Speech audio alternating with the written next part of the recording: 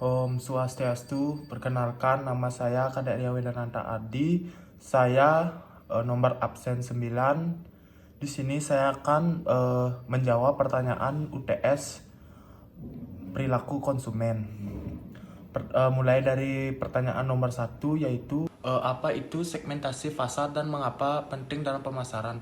Segmentasi pasar adalah kegiatan membagi suatu pasar menjadi kelompok pembeli yang berbeda yang memiliki kebutuhan karena karakteristik dan pelaku yang berbeda-beda. Kenapa penting adanya segmentasi pasar?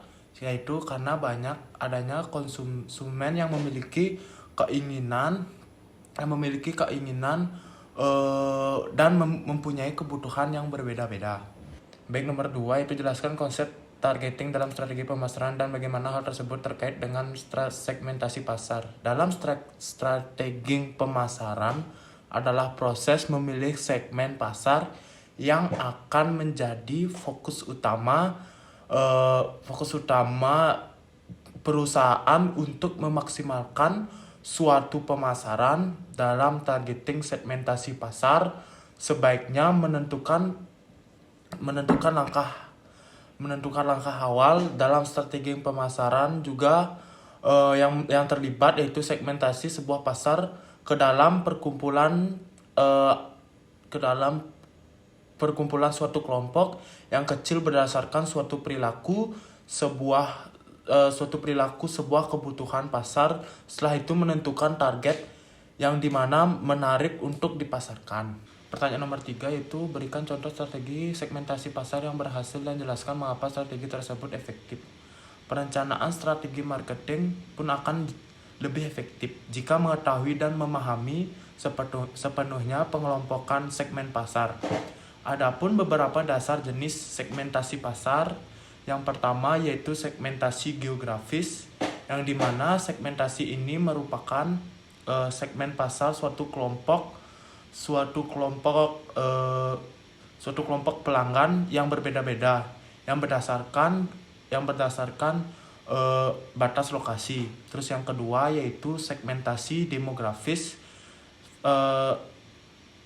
Segmentasi demografis ini merupakan mengutarakan pasar berdasarkan elemen demografis seperti usia, pendapatan, pendidikan, ras, dan masih banyak lagi. Terus yaitu yang ketiga yaitu segmentasi firmografi, yang dimana segmentasi ini merupakan mengacu pada individu, sedangkan firmografi merupakan mengacu pada pegangan terhadap perusahaan koperasi. Terus yang keempat yaitu segmentasi perilaku, yang dimana segmentasi perilaku merupakan membagi pasar berdasarkan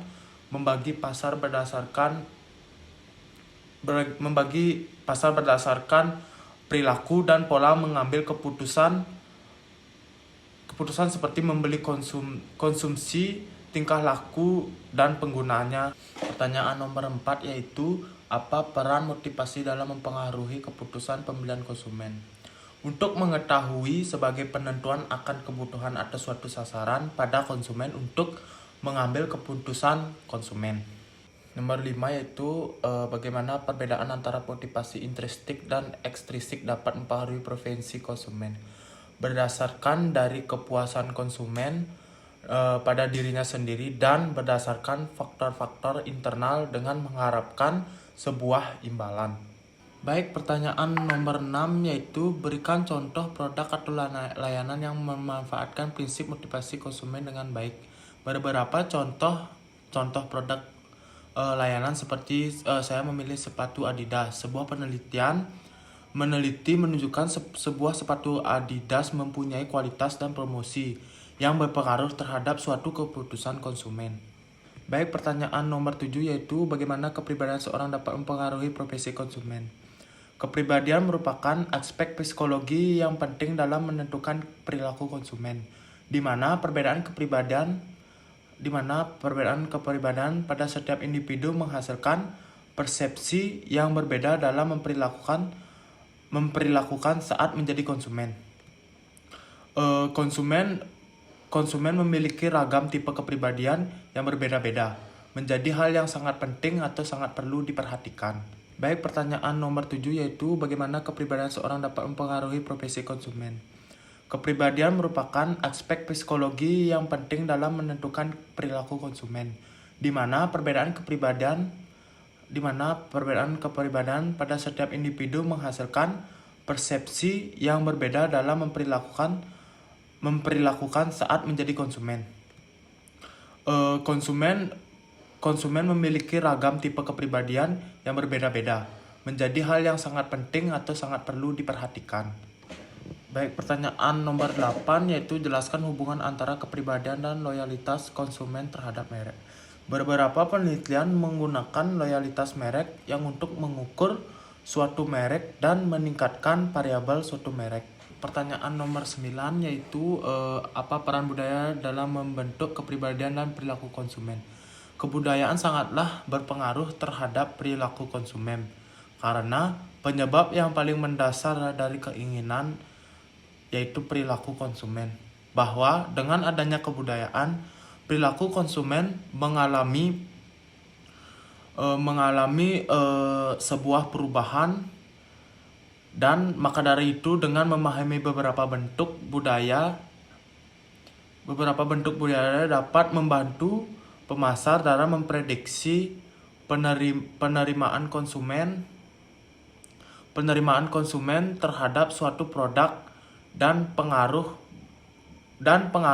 budaya juga dapat mempengaruhi masyarakat secara tidak sadar. Baik, pertanyaan nomor 10 yaitu apa perbedaan antara pembelajaran langsung dan pembelajaran tidak langsung dalam konteks perilaku konsumen. Pembelajaran tidak langsung merujuk pada konsumen memperoleh pengetahuan atau pengalaman yang mempengaruhi perilaku mereka. Pembelajaran langsung terjadi ketika konsumen memperoleh pengetahuan atau pengalaman langsung melalui interaksi atau pengalaman yang pribadi dengan produk atau layanan, untuk mencoba simple produk di toko atau menghadiri demonstrasi produk, atau yang mengalami langsung penggunaan produk tersebut. Terus yang kedua yaitu pembelajaran tidak langsung, di mana pembelajaran tidak langsung ini mempelajari tidak langsung terjadi ketika konsumen memperoleh pengetahuan atau pengalaman melalui sumber langsung seperti iklan, ulasan pelanggan, atau informasi dari teman atau keluarga. Pertanyaan nomor 11 yaitu bagaimana pengalaman pembelian sebelum dapat mempengaruhi proses pembelajaran konsumen. Pengalaman pembelian sebelum dapat membentuk persepsi konsumen terhadap merek dan produk. Jika pengalaman positif, suatu konsumen cenderung memiliki kepercayaan yang lebih besar dan mungkin lebih cenderung untuk membeli lagi.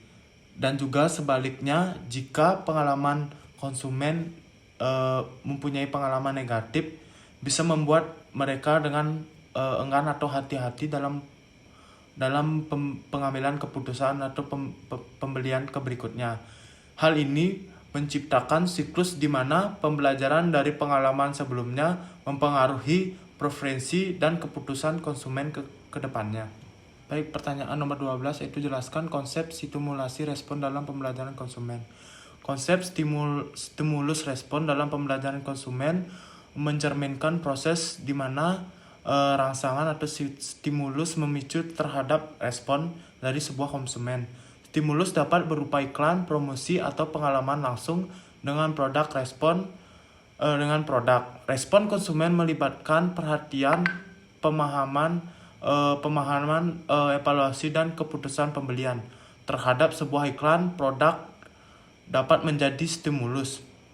Konsumen yang terpapar iklan tersebut kemudian merespon dengan memberikan perhatian terhadap pesan iklan, dan memahami manfaat produk, mengevaluasi kecocokan dengan kebutuhan, dan akhirnya membuat keputusan untuk membeli atau tidak. Terus proses ini menciptakan hubungan antara stimulus yang diberikan dan respon yang dihasilkan memainkan peran penting dalam membentuk preferensi konsumen dan keputusan pembelian. Nomor 13 yaitu mengapa komunikasi dengan konsumsi sangat penting dalam strategi pemasaran. Komunikasi dengan konsumen menjadi kunci dalam strategi pemasaran karena yang pertama yaitu informasi produk. Komunikasi memberikan konsumen informasi kebutuhan tentang produk atau layanan yang membantu mereka untuk memahami fitur dan manfaat yang dapat nilai tambah yang ditawarkan. Terus yang kedua yaitu pembentukan citra merek, di mana komunikasi membantu membentuk citra merek, menciptakan persepsi positif terhadap produk atau perusahaan. Terus yang ketiga yaitu mendorong keputusan, di mana pembelian strategi berkomunikasi yang efektif dapat memotivasi konsumen untuk mengambil dan memberikan tindakan seperti melakukan pembelian iklan yang baik kepada ulasan, dan pelanggan yang mempromosikan dapat merangsang minat dan dorong untuk membelinya. Terus yang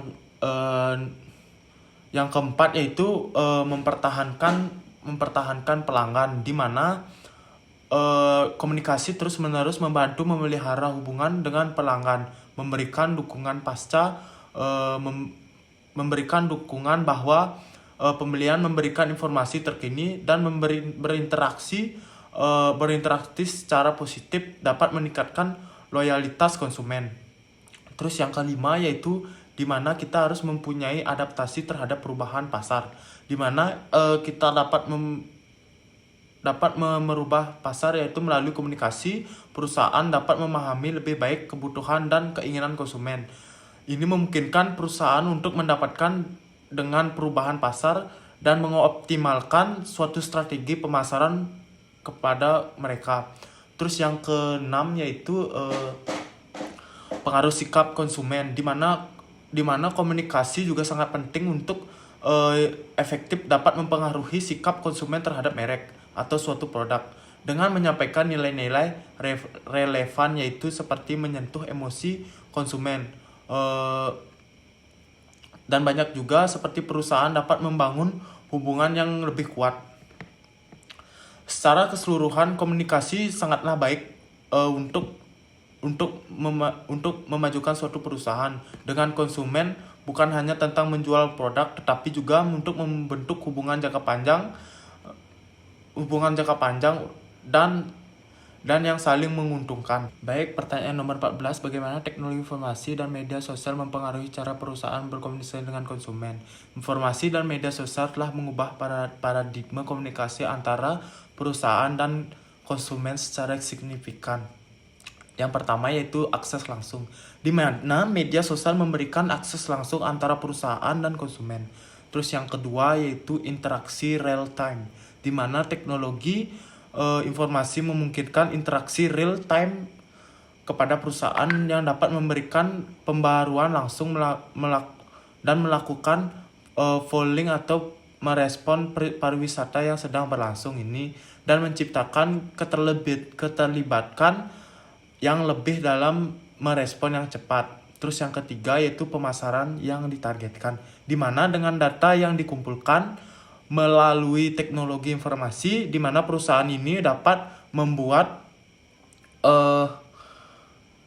membuat kampanye pemasaran yang lebih ditargetkan. Terus yang keempat yaitu ulasan dan rekomendasi konsumen, di mana media sosial memfasilitasi berbagai ulasan dan rekomendasi konsumen secara terbuka. Terus yang kelima yaitu konten visual dan cerita, di mana media sosial memungkinkan perusahaan untuk menyampaikan pesan mereka melalui konten visual dan ceritanya. Nah, secara keseluruhan pengaruh teknologi informasi dan media sosial menciptakan di mana lingkungan komunikasi yang lebih terbuka dan interaktif dan terlibat antara perusahaan dan suatu konsumen. Baik, pertanyaan nomor 15 yaitu berikan contoh kampanye pemasaran dan yang sukses membangun komunikasi efektif dengan konsumen. Contoh kampanye pemasaran yang sukses dalam membangun komunikasi efektif dengan konsumen adalah kampanye Shake I Cook dari Coca-Cola, di mana dalam kampanye ini label portal Coca-Cola digantikan oleh nama orang atau kata-kata seperti soulmate atau bestie. Di mana kampanye ini tidak hanya meningkatkan penjualan tetapi juga membangun keterlibatan jangka panjang dengan konsumen dan menunjukkan bagaimana personalisasi dan interaksi dapat memainkan peran penting dalam membangun komunikasi efektif. Baik, terima kasih pemaparan penjelasan soal UTS dari saya. Jika ada kesalahan atau salah pengucapan, dimohon maafkan. Saya tutup dengan Parama Santi. Om Santi Santi Santi Om.